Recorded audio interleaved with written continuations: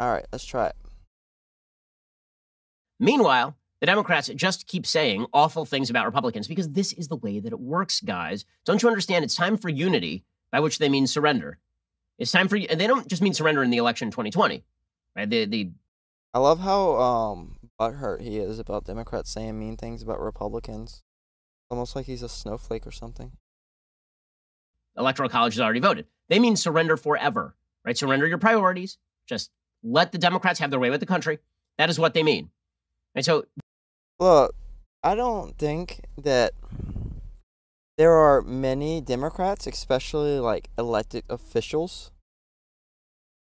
who would expect conservatives to just stop trying to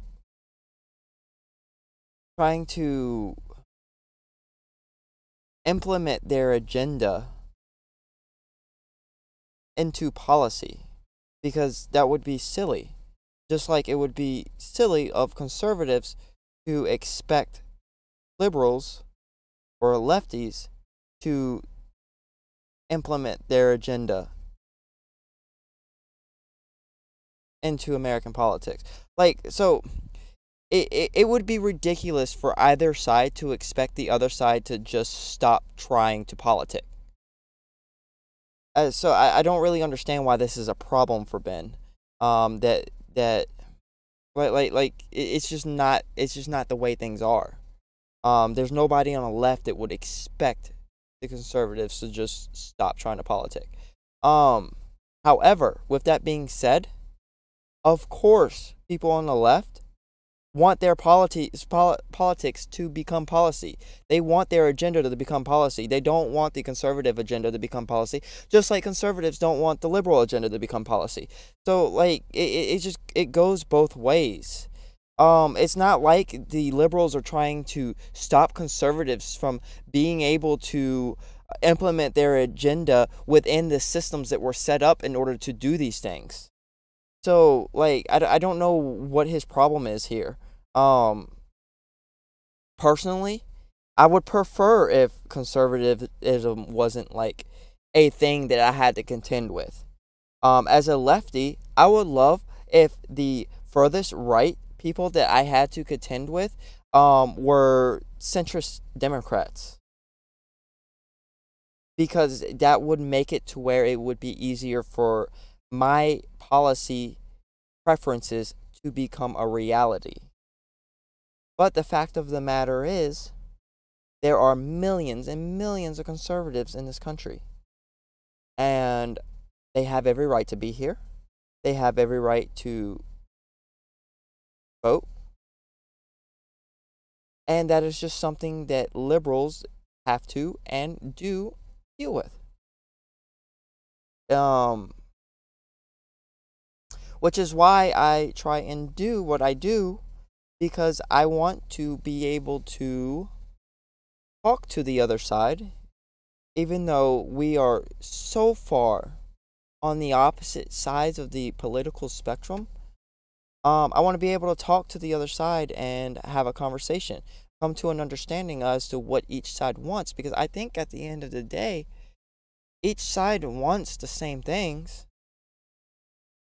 They just, in some cases, we live in different realities. In some cases, we just have different ideas on how we can get there. But yeah, I don't think that this idea that liberals just expect conservatives to roll over and stop trying to push their agenda, that's not, like, a reality. We know that conservatives are going to push their agenda. Would we prefer it if they didn't? Of course.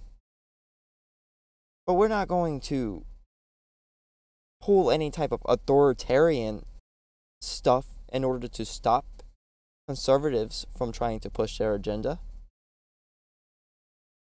At least no more so than conservatives do. Barack Obama, Captain Unity, right? He's doing his book tour.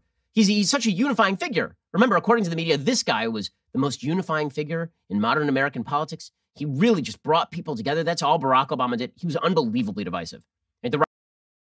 I find it so funny that he's going to talk about how divisive Barack Obama was. I wonder if when Mitch McConnell came up on stage in front of the press and said that the number one priority of conservatives in the Senate was to make Barack Obama a one-term president, I wonder if Ben Shapiro had anything to say about that. I don't think that it's the liberals that are divisive. I mean, anyone can come on and contend with me on this, but I think it's the conservatives that are much more divisive. You don't see liberals, at least not politicians, not the leaders of the liberal parties, saying things like lock him up. When it comes to Trump's crimes, but when it comes to Hillary Clinton's crimes, like that was a chant from the President of the United States. And you've got people like Joe Biden, who says things like there is still a place for conservatives in politics. Like he feels that they are an important part of politics. Like, I'm not really sure what reality Ben Shapiro is in with this segment, but I don't know. Maybe he's going to show like examples. We'll see. The rise of the intersectional coalition, the rise of intersectionality as a philosophy, it really occurred under his watch, and it was a political move by Obama that he really started to treat. The idea of intersectionality wasn't a political thing. It was an academic concept. Obama didn't like create intersectionality. That's been an academic idea for years. Before Obama, so like he's just wrong in this. Treat separate segments of the American population as voting blocks that he could appeal to, and then cobble together a coalition against the quote-unquote system that really did break apart. I think that if the country is irrevocably broken, a lot of people on the left are going to attribute that to election 2016. No way. The country got broken in 2012. That's when the country got broken. In 2008, Barack Obama ran as a traditional unifying political figure, right? No red states, no blue states, the United States. By 2012, he had basically decided that he was going to abandon pushing a message that was acceptable and palatable and interesting for a majority of Americans. He was instead going to go to each intersectional group, tell them he was going to prioritize their needs, cobble them together, and then direct them at the overarching system. And suggest that if you disagreed with him, it was because you're bigoted against those specific groups. If somebody... I don't see anything wrong with tailoring a message that's going to be receptive to certain groups in America. Because, I mean, isn't that the whole argument for, like, the Electoral College? That, like, rural America has different needs than, like, urban America, and the Electoral College makes sure that the massively populated portions of urban America do not roll over rural America. I mean, what's wrong with taking that and making it like, oh, well, gay people, they have certain needs, and I'm going to tend to those. And women, they have certain needs, and I'm going to tend to those. Black people, they have certain needs, and I'm going to tend to those. Gay black people have certain needs, and I'm going to tend. There's nothing wrong with that. Like, I don't understand what the problem is here. Pretty broke American politics, it was this schmuck. Anyway, here's the schmuck saying that the GOP is the minority party, and then saying that the Senate basically shouldn't exist anymore. So that's exciting. He attacks the Senate and the Electoral College. But don't worry, unity is on its way, guys. The era of good feelings is here. Yeah, like, Electoral College and the Senate is, like, a result of people feeling like their group, the group that they belong to, had specific needs that needed to be addressed, and felt like if it was a population, if the elections and policies were made based off of majority rule, their needs wouldn't be attended to. And he's complaining about Barack Obama doing a similar thing, just under different categories. The Republican Party is the minority party in this country. True. I don't know exactly what the statistics was, but the only time they won the popular vote in recent history was because of 9/11, George Bush. And yeah, that's like that's just fact. They're the minority party. It's just the way it is. only reason that it doesn't look like they're the minority party is because of structures like the U.S. Senate True. And the Electoral College that don't render them the majority party. So they have certain built-in advantages around power, given their population distribution and how our government works. But the truth of the matter is that 60% of the people are occupying what I would consider a more reality-based universe. Okay, by the way, isn't this hilarious stuff? He's saying that to Trevor Noah on Comedy Central. I mean, that's comedying right there. And Trevor Noah just sitting there. Like, so here is your very serious Democratic Party. Joe Biden. I wonder if Ben Shapiro is going to actually speak to what Barack Obama said, or if he's going to, like, straw man what Barack Obama said. Because in that clip, all of the claims that Barack Obama made were that the Republican Party is the minority party. There was another claim about 60% of the country being more in a reality base when it comes to their politics. That would be the easiest portion of what Barack Obama said to attack. I just wonder if, like, Ben Shapiro is going to speak to any of that. Biden being interviewed by Stephen Colbert and Barack Obama being interviewed by Trevor Noah. Slow clap for the anti-entertainment crew, the very serious political crew. How did they get Trump? There is nothing wrong with being interviewed by comedy talk show hosts. That is where your young audience is. If more people, like, reached out to these platforms that have a young audience, then young people might be more inclined to get involved with politics. I can't imagine. By the way, he happens to be wrong about this. When he says that the Democrats are the majority party, he is right on a federal level right now in terms of the House and in terms of the presidential vote. He is certainly wrong on the state level. On the state level, right now, the state level chambers, Republicans control about 3,900 seats in state legislative houses. And Ben, you don't think that the reason why Republicans are able to control the seats in the House is because of things like gerrymandering? Like these institutions that Barack Obama spoke about that keeps Republicans in office?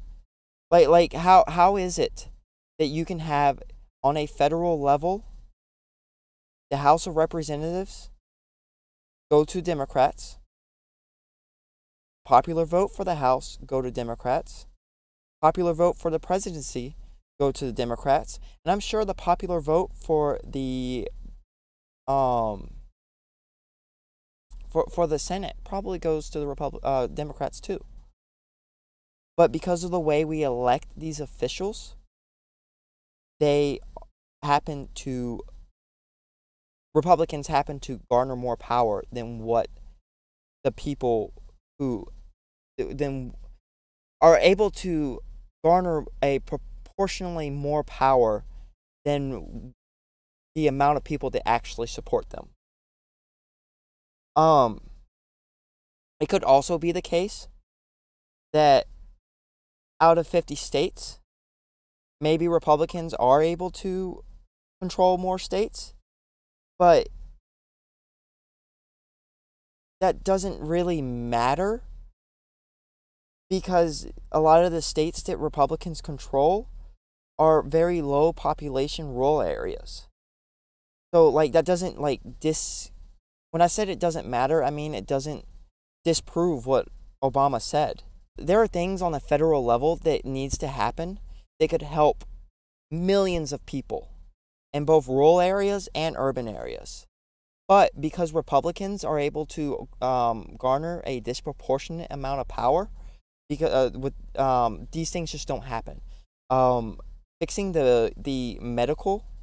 fixing our medical infrastructure is one of those things that just doesn't happen because Republicans stop it every chance they get.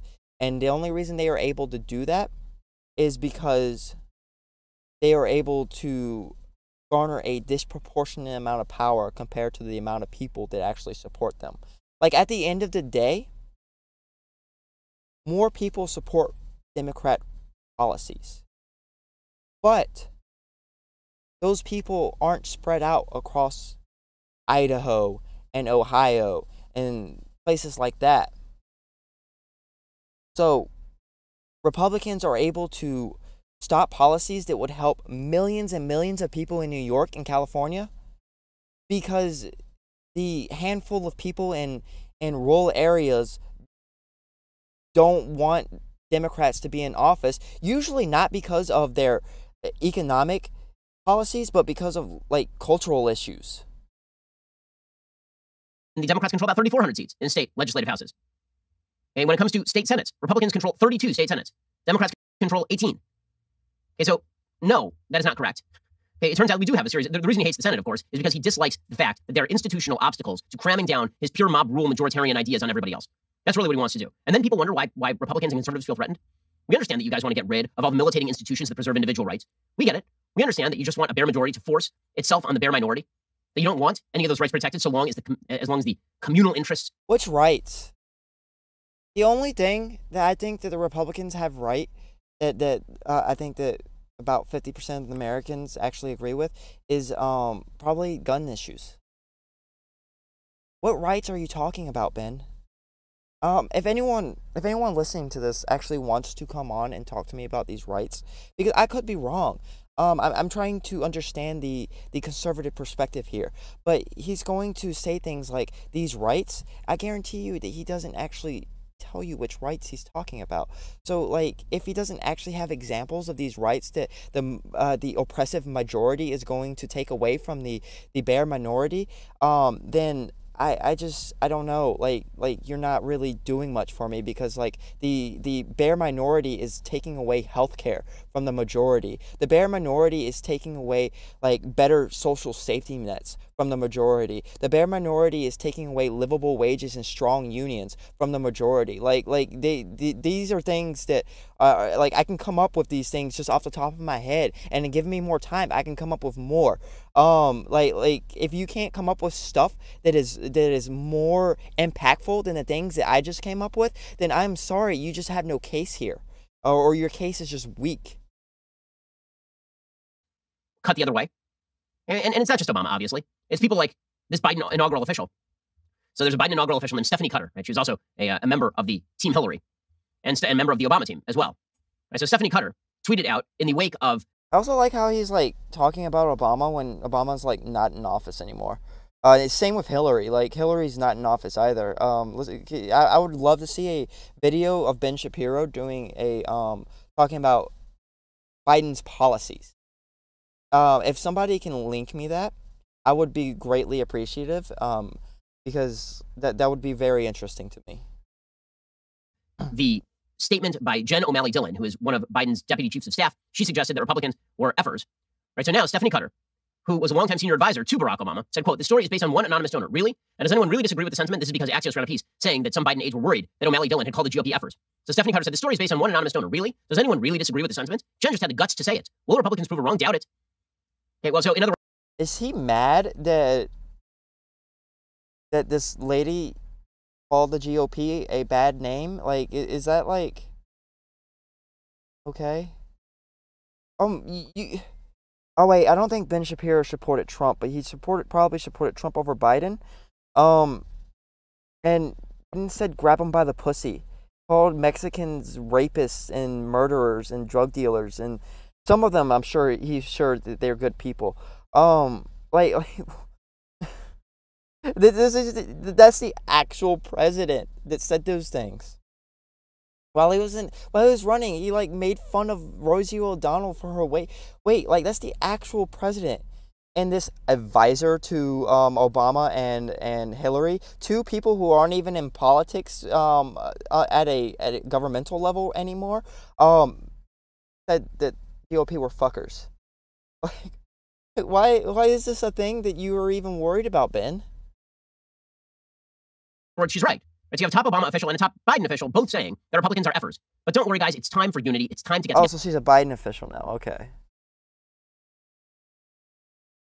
Why don't Republicans just give it up? Why don't Republicans just, sit down and shut up? Meanwhile, you have MSNBC host Mehdi Hasan suggesting that Donald Trump should be overtly prosecuted for COVID deaths. Yes, the era of good feelings is here, guys. There will be no recriminations. It's not going to be about punishing the other side. It's not about viciousness or cruelty. That's probably true. So I wouldn't put it past an MSNBC host saying that something like that. But like did Ben Shapiro, and he might have. Did Ben Shapiro have a problem with lock her up, the rally chant that Trump had? He might have. That might have been a thing, and if he did, I'd give him credit for being consistent at least. I personally don't agree with Mehdi Hassan that Donald Trump should be locked up for his mishandling of Corona.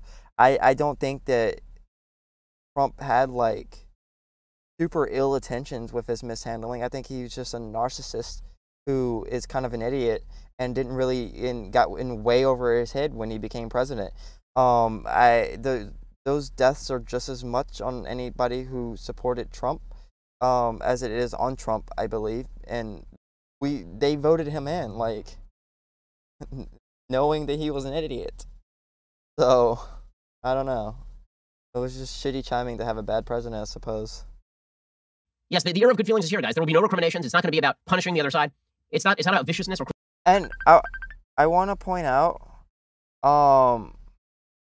that like Ben Shapiro is just coming up with a bunch of anecdotal evidence to support his claim. Nothing that there's no studies on who's more divisive or whatever that he's coming up with. He's coming up with a bunch of anecdotal evidence, and if I actually like took the time to look up anecdotal evidence of the right being divisive, then I'm sure I can come up with just as much as he is able to. Hold on a second. So yeah, like he's like fear-mongering that the Democrats are trying to be divisive without like recognizing that the Republicans are just as, if not more, divisive. Cruelty. It is simply about, bringing back a time of unity and togetherness. That's why we're now calling for. I honestly do not agree with this message of unity and togetherness. I believe that the Republicans have made it very clear that they are not interested in coming together and being unified. I think that they have made it very clear that they are willing to obstruct Democrats any chance they get, and that they are willing to, in some aspects of the Republican Party, you can call it the fringes, but like 80% of people who voted for Trump believe that the election was fraudulent, and they are willing to use other means besides the democratic process in order to try and overturn the entire election. They are willing to go as far as subverting the democratic election in order to obstruct Democrats. Like, I'm not, like, I don't know. I just feel like you can't work with this. When you look at someone like Mitch McConnell, who has hundreds and hundreds and hundreds of bills sitting on his table not being brought up, because he doesn't want them to be brought up as a vote. Healthcare bills from the House, Corona relief bills from the House, all kinds of different bills from the House that just McConnell's not bringing up. Like how do you work with that? That's what I propose to you. What would you what would you want the Democrats to do to try and work with somebody like Mitch McConnell in the Senate? Like what do you want? Because I guarantee you the answer that you are going to give isn't somewhere in between Democrats and what the Democrats want and what the Republicans want. But it's probably more somewhere to the alignment of what Republicans want. And you can't expect the Democrats to want something different. Like they want more what they want. And neither party is working with each other right now. And the Democrats are definitely trying to extend more olive branches than the Republicans are when you talk about top officials. Now, I'm sure there are people like me or people like Mehdi Hassan who have like divisive rhetoric when it comes to this kind of thing. But like when you look at what the actual politicians that were getting elected are trying to do, the Republicans are certainly less willing to work with Democrats than the other way around. For the prosecution of the sitting president of the United States for the effects of a global pandemic that have killed millions of people all over the planet. Don't Trump killed millions of people all over the planet, but killed more people in America per capita than most other countries. You cannot deny that Trump's handling of this pandemic cost the lives of hundreds of thousands of people that didn't have to die. I'm not going to put the blame on Trump for every single life that was lost because it was inevitable, especially at the beginning. And some governors did do some stupid things that cost the lives of handfuls of people comparatively. But Trump's mishandling of the coronavirus certainly played a huge part in most of these deaths. Hundreds of thousands of people have presided over the deaths of hundreds of thousands of people, preventable death, here at home in the United States of America. And that, for me, you talk about morally abominable. It's sociopathic. And I think people should be held to account. I think they should be prosecuted. The people behind these preventable deaths should be prosecuted when they leave office on January 20th. So this is where things stand in our culture right now, is that people must be punished. People must be punished. Charles Bow has Yeah, lock her up, right? Oh, wait. another terrible column in the New York Times. I mean, it's another week, so of course he has another terrible column saying just the same thing. Right? He says, Joe Biden, as he has always said, is seeking to be a unifying president, to be the president of the people who didn't vote for him, as well as the ones who did. I want to have that same optimistic spirit, but I admit my attempts at it may falter. I don't want to be the person who holds a grudge, but I also don't want to be the person who ignores a lesson. The act of remembering that so many Americans were willing to continue the harm to me and others and to the country itself isn't spiteful, but wise. So in other words, remember that so many people voted for Trump. They are the enemy. They are the enemy. Anybody who voted for Trump is the enemy. Hold on a second. I wish I saw that tweet. I don't feel like going back in the video, but that's not you're making it sound way worse than what it was. Like, I don't think that he meant they are the enemy. I think that the hundreds of millions of people who voted for Trump is something that we need to deal with. Not in an authoritarian manner, but and more of a, like, we've got to talk to these people and try and come to an understanding. That, or we need to talk to enough people that didn't vote for Trump to try and make these type of people politically irrelevant if we can't come to an understanding. Because at the end of the day, something's got to be done. And, like, if the other side doesn't want to work with the left, then, like, you just got to make the other side politically irrelevant. And that seems like the route that we have to go. And it's not the fault of Democrats that this is the way it has to be. It's the fault of people like Mitch McConnell, who refuses to work with the Democrats to get anything done. That's why things like the Supreme Court have become so important, because the people like Mitch McConnell has made the legislative branch ineffective to a point to where it seems like people are going to try and start legislating through the courts, and that's just a bad system. Like, that's just a terrible system to be in. Meanwhile, you got Kareem Abdul-Jabbar openly suggesting that we have to go after Hollywood stars who do not go along with the prevailing political norms. Right? Here's how it feels to be, for those who are not conservative who listen to the show, understand how it feels to be a conservative in America. Okay? And facts don't care about your feelings, but the facts happen to back up these particular feelings. Okay? There is a tsunami of institutional hatred against people who think differently than the left. The left is in control of the scientific establishment. The left is in control of the university establishment. They're in control of the media establishment. They're in control of the entertainment establishment. They're in control of the sports establishment. They're in control of the government establishment as well, particularly in the administrative state. It feels as though everywhere you turn, there are people who are sneering at you. Now, there are people on the hardcore left who say, good, that's the way it should be. But if you are a good-hearted liberal and you wish to have open conversations with people, what you're going to have to decide is whether you wish to make common cause with the sneerers, or whether you wish to make common cause with people who still believe in individual rights. Because here's the thing. There's a high... Hold on. You can't paint the left as people who do not care about individual rights. Like, what are you doing? You're talking about the left sneering at the right, but what are you doing right now? You don't believe in individual rights? Like, what? No, stop. You're being divisive right now. You are trying to divide the two sides. Yes. So I would think of myself as one of these good-hearted liberals who want to try and understand the other side. That's the goal of this channel. But honestly, I think that Ben Shapiro is very divisive. I think that the points that he makes are kind of ridiculous. And right now he's painting the left with a very broad brush.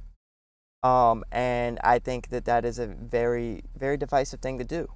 And he's complaining about the left being divisive when he's doing this exact same thing. He's trying to pit the right and the left against each other. And honestly, I do not believe that the individual people on the left and the right have so many differences that we have to be fighting each other constantly. There are some big issues that I don't think that we will ever resolve, such as abortion. But when it comes to what we ultimately want out of life, I think that we are on the same page. And I think that if we were to actually sit down and have a conversation, we can come up with similar solutions to each other. Solutions that both sides would be happy with. But on the level that Ben Shapiro is on, I just don't think it's possible. I think that Ben Shapiro and people also on the right who are commentators, or also on the left who are commentators, have an interest in this divisive rhetoric, and I think that he's putting it on full display right now. Correlation between the people who sneer at people who think differently and the people who wish to shut those people down. Like he's trying to make it out like everybody on the left just looks down at everybody on the right. But when it comes down to the nitty-gritty, when it comes down to your average Democratic voter, I am sure that most of those people are friends with conservatives. I have family that are conservatives, and I love them very much. Do I have friends that are conservatives? I have friends that are that tend to lean right, and I love them very much. They're not Trump supporters, though. I don't look down on conservatives. I don't think that many liberals, like when I say liberals, I'm talking about the people who vote for the left. I don't think many of them look down on conservatives. I think that if you go online, you can find a lot of people looking down on conservatives, and you can find a lot of conservatives looking down on liberals. But I do not believe that the online political sphere is representative of like real life politics. So please do not let Ben Shapiro make you think that every liberal hates you, because that's just not the case. Down and violate individual rights in the process. Now, Kareem Abdul-Jabbar has a piece in the Hollywood Reporter. I mean, it's the perfect confluence of celebrity, saying that celebrities deserve a legacy-killing backlash when they spread ignorance. He says the only thing people enjoy more than watching a celebrity's rocketing ascent to international fame is watching an aging celebrity's flaming plummet to the hard, cold ground of disgrace and obscurity. It is both a warning against hubris, believing you're too famous to fall, and a reminder that the same people who made you popular can turn on you. Weinstein committed heinous acts to obliterate their achievements. But social media has provided a weapon for others to commit instantaneous career suicide and destroy any good faith legacy they spent a lifetime building, like Howard Hughes, whose contributions to aviation and filmmaking were overshadowed by such eccentricities as collecting his own nail clippings in jars. These figures are obscuring their own careers. So he talks about Rudy Giuliani, and then he talks about J.K. Rowling. Right? J.K. Rowling is super bad. Terrible, terrible, terrible, because J.K. Rowling says that boys and girls exist. Says Kareem Abdul-Jabbar, she Boys and girls exist. I don't think that anybody on the left believe that boys and girls don't exist. We believe in gender. We just believe that it's a social construct that people can fall on any it's a fluid concept. It's a social construct that can be changed over time, and that people can fall, since it's fluid, people can fall on any access, either to the extreme femininity or extreme masculinity, or anywhere in between. Doesn't matter how they were born. That's what we believe. Of course, boys and girls exist. Social construct, saying something is a social construct doesn't mean it doesn't exist. It just means it's something that we came up with as a society. deserves the hatred. He says her anti-trans tweets may not only damage the Harry Potter and Fantastic Beasts franchises, they could have tainted her entire literary legacy. Even the stars of the movies, Daniel Radcliffe, Emma Watson, Rupert Grint, Eddie Redmayne, have spoken out against her position. Well, if Eddie Redmayne says a thing, woohoo! Well then, hold the fort. John Cleese's tone-deaf defense of Rowling left many fans bitterly disappointed, tarnishing his reputation. And then he goes after John Voight, and then he goes after Roseanne Barr. He goes after basically anybody who disagrees with him. He says many imbue... Wait, what's wrong with using an online platform to attack people's political positions? I mean, I don't know. Is he being mean about it? Is he attacking their person? I don't know. I wasn't really paying attention to the tone that the guy was using in his words. I guess I'll pay attention to that now. And many Americans imbue stars with political and social intelligence they just don't have. Great success in one field can lead to the delusion that all your thoughts are great, says the former basketball center who is now writing in the Hollywood Reporter about politics. Yeah. Yeah, so everybody is going to think that they are right in their political views. And they're going to think that people who do not believe in their political views are wrong in one way or another.